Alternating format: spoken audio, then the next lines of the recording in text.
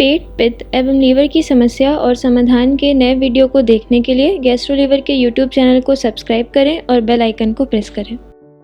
Good morning friends, मैं doctor VK Mishra from gastro liver hospital Swaroopnagar Kanpur. आज हम अपनी एजुकेशनल सीरीज में एक नए टॉपिक पर बात करेंगे which is very common problem, that is gastritis. आपने अक्सर सुना होगा कि इन्हें तो गैस्ट्राइटिस हो गई है। अब अगर आप ध्यान से देखें कि स्टमक को गैस्ट्रिक कहा जाता है, तो जब हम गैस्ट्राइटिस की बात करते हैं तो वास्तव में हम जो खाने की थैली है या स्टमक है उसके इन्फ्लेमेशन या इन्फेक्शन की बात करते हैं। एक्चुअली जो गैस्ट्राइटिस है उसमें जो खाने की थैली की जो लाइनिंग होती है या खाने की जो थैली की सतह होती है उसमें या तो स्वेलिंग हो जाती है या रेडनेस हो जाती है या इन्फ्लेमेशन हो जाता है जो प्रॉब्लम क्रिएट करता है।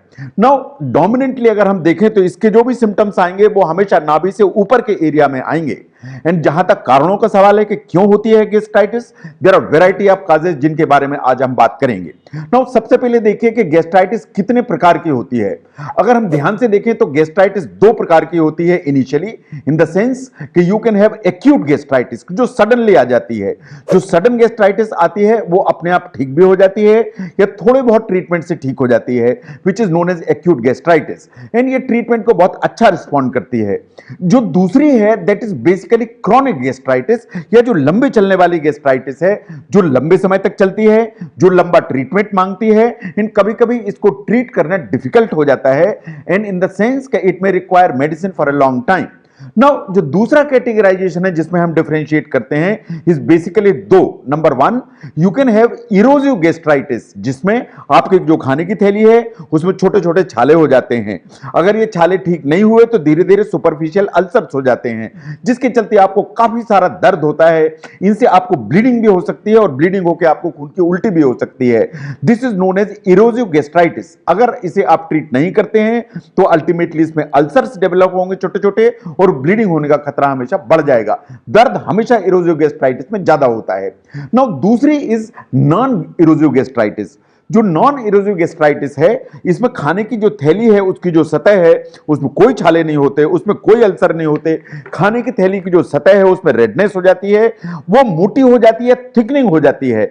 उसके चलते जो खाने की थैली है इसका जो लचीलापन है वो कम हो जाता है, इसलिए आप जब भी खाना खाएंगे तो पेट आपका फूलना चालू हो जाता है। तो क्रॉनिक जो गैस्ट्राइटिस है that is the second type of gastritis जो लाइनिंग में थिकनिंग के चलते आ जाती है। Now look at the symptomatology कि अगर आपको गैस्ट्राइटिस है तो क्या सिम्टम आएंगे।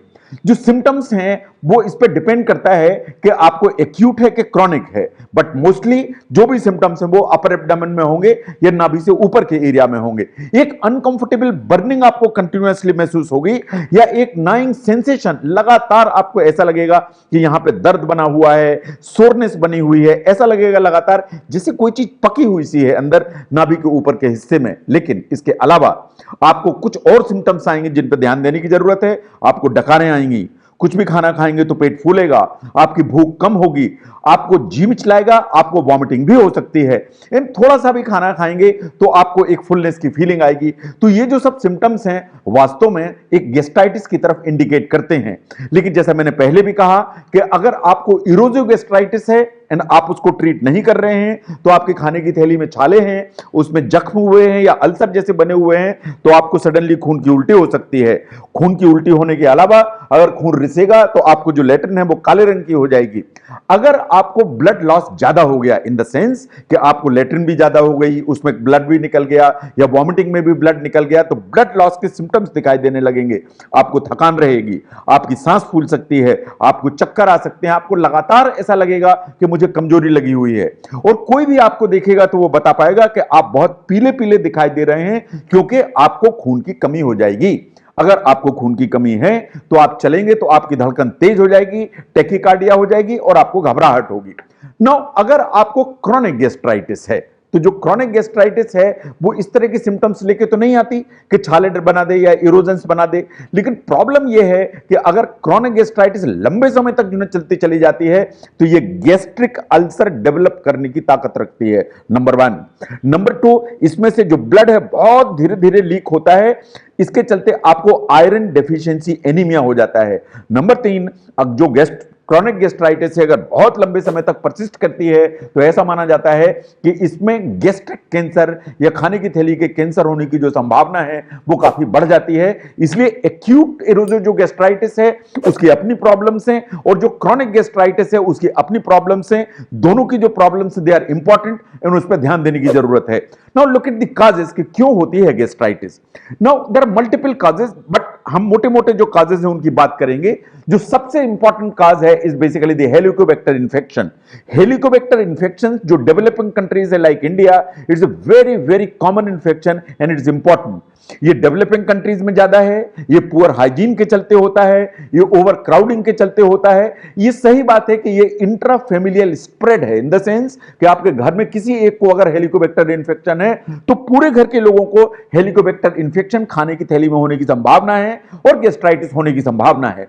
नाउ द अदर कॉजेज जिसके चलते आपको गैस्ट्राइटिस हो सकती है, अगर आप स्मोकिंग करते हैं, अगर आप पान मसाला खाते हैं, आप गुटखा लेते हैं, टोबैको च्यू करते हैं, तो ये सब एक्चुअली निकोटीन है। जब निकोटीन आपकी बॉडी में जाता है तो ये एसिड की अमाउंट को बढ़ाता है, ये आपके स्टमक की जो लाइनिंग है उसको वीकन करता है एंड आपको गैस्ट्राइटिस डेवलप कराता है। अगर आप लगातार पेन किलर लेते हैं फॉर एनी रीजन, चाहे वो घुटने का दर्द हो, चाहे कमर का दर्द हो, लॉन्ग स्टैंडिंग लॉन्ग टर्म जो पेन किलर यूज किए जाते हैं वो गैस्ट्राइटिस कराते हैं। अगर आप ज्यादा अमाउंट में अल्कोहल लेते हैं, आपको बिंज अल्कोहल की आदत है, तो भी आपको गैस्ट्राइटिस होने का खतरा बढ़ जाता है।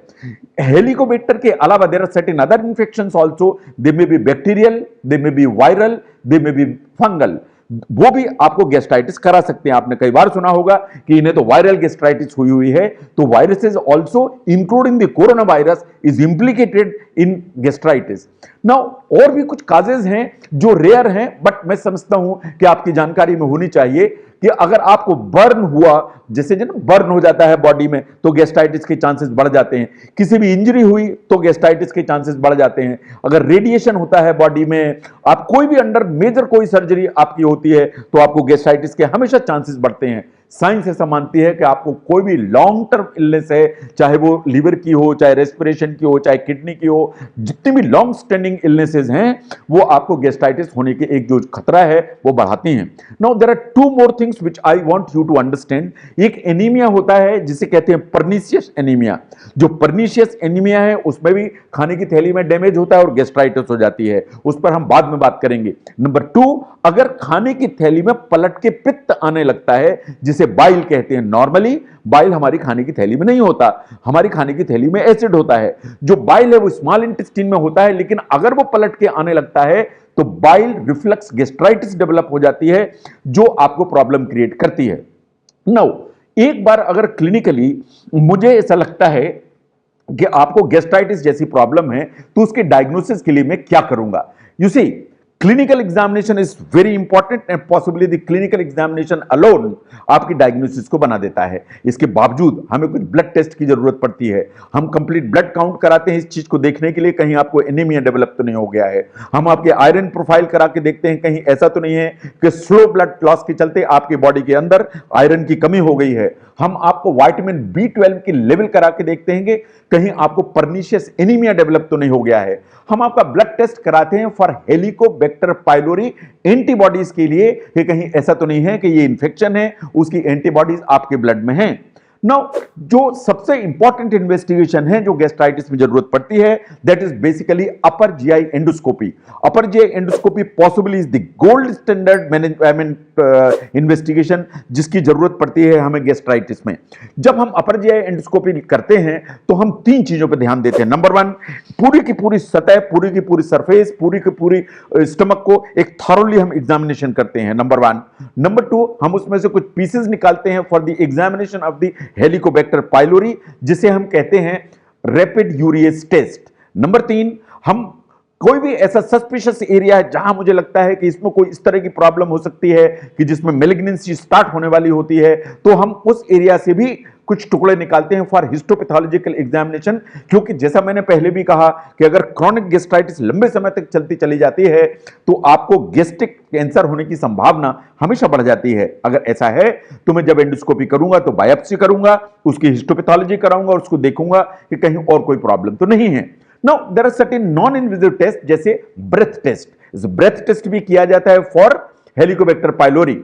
नो कभी कभी स्टूल एग्जामिनेशन भी हम करते हैं फॉर हेलिकोबैक्टर पाइलोरी, एंड कभी हम स्टूल एग्जामिनेशन आपको कराते हैं उसके लिए कि ये देखिए कि कहीं स्टूल में या आपकी लेटरिन में छिपा हुआ खून तो नहीं जा रहा है, क्योंकि अंदर अगर आपको छाले पड़े हुए हैं तो उनमें से खून लीक होगा, वो खून लीक अगर होगा तो आपको वो आंख से दिखाई नहीं देगा, लेकिन अगर मैं आपकी लेटरिन की जांच कराऊंगा तो वो खून पॉजिटिव आएगा। तो फीकल आकल ब्लड टेस्ट हम कराने की कोशिश करते हैं। Now look at the gastritis.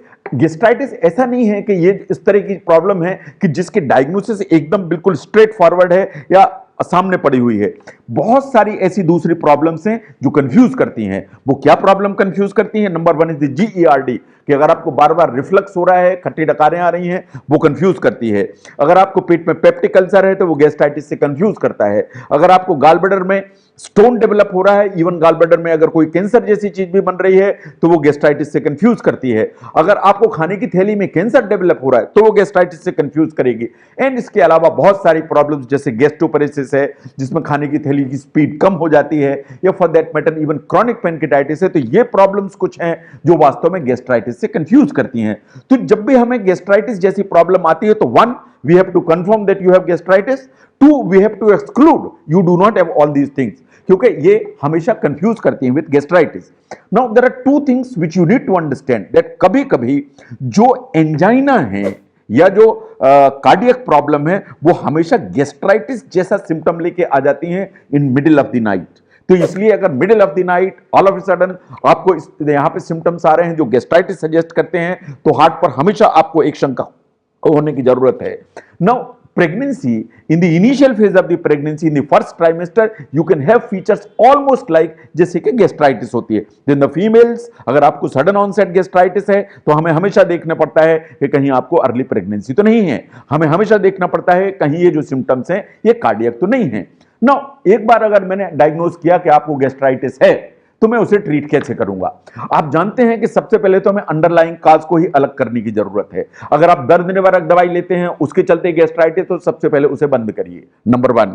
अगर आप अल्कोहल बिंज ड्रिंकिंग करते हैं, ज्यादा अमाउंट में लेते हैं, उसे आपको बंद करने की जरूरत है, number 2।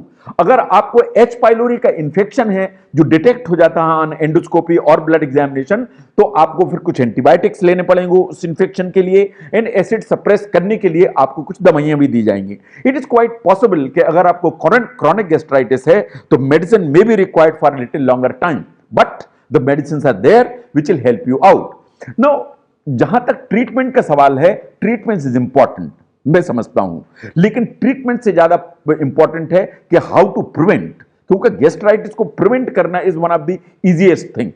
In order to prevent, सबसे पहला काम टोबैको एंड टोबैको प्रोडक्ट्स को एकदम बंद करने की जरूरत है। जो अल्कोहल है उसकी जो अमाउंट है उसको रिड्यूस करने की जरूरत है।